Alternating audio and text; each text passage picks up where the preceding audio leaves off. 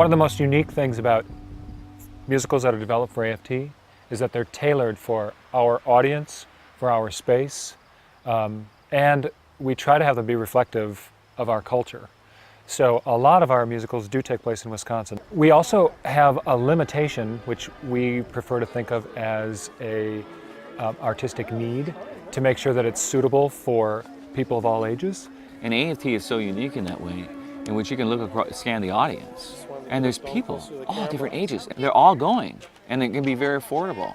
And they're still seeing professional theater. Victory Farm started as an idea by the two women writers, Katie Dahl and Emily Colson, who thought it would be interesting to write about this POW experience in Door County. Emily and I met when we were 11 and 12 years old respectively, and we had both been big AFT fans. As sometimes happens when two little girls meet on the turf that they both think they have established as their own, there was conflict. At first, we each thought the other was intruding a little bit on our territory of best AFT volunteer and most fanatical AFT fan. It took us about a year or two to realize that, oh, actually this other person has many of the same interests outside of AFT and at the theater. I think that we first had the idea to write a show for AFT sometime around the time that we were finishing college. We're not actors, we're not going to be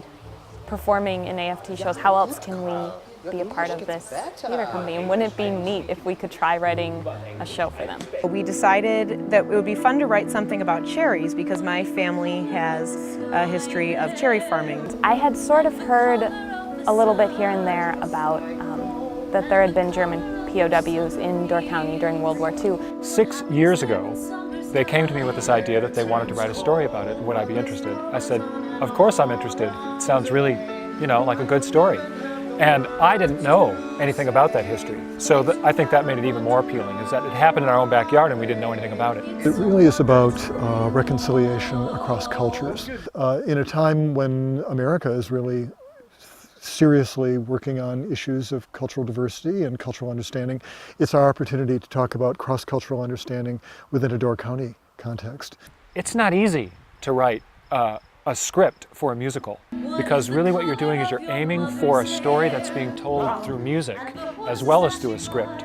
So you have to write to the songs, and that's something that, takes some practice. We revised and revised and revised and wrote new songs and wrote new scenes and changed characters and changed sort of what happened within this world we had established. We interviewed one man who lives in Door County who was a 16-year-old kid who was assigned to drive POWs from where they were sleeping to where they were working.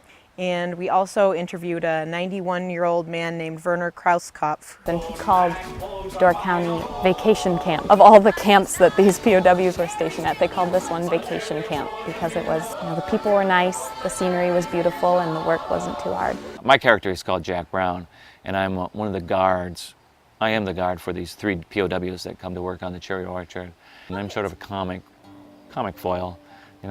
They call him Stand Around Brown because he doesn't really do much. He said, watch the POWs. He doesn't really want to work.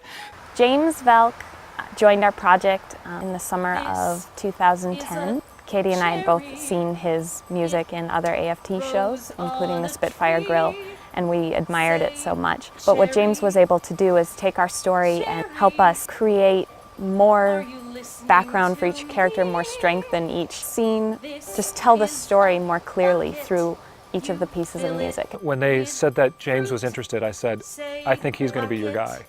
Because James has a lot of experience with writing for musical theater, and specifically writing songs since he's a composer, but he's also written books. James Valk actually was a member of AFT's predecessor troupe, the Heritage Ensemble. He and I performed together back in 1983, a very long time ago. He and Fred Alley created a show called The Passage for us back in 1994, and then the show Spitfire Grill, which was performed here several times.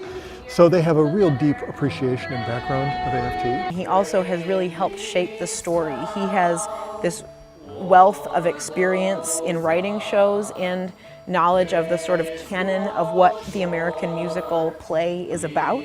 an understanding of how it needs to be structured to really function well. And that's an understanding that Emily and I are still coming to have and we have much less experience with. He's always been so concerned with the central emotional truths of the characters, which is, I think, along with his music, his most valuable contribution. Say a prayer, say good luck, say good. Now, Victory Farm, specific place, specific time, specific people, different cultures, all those elements, they make good storytelling.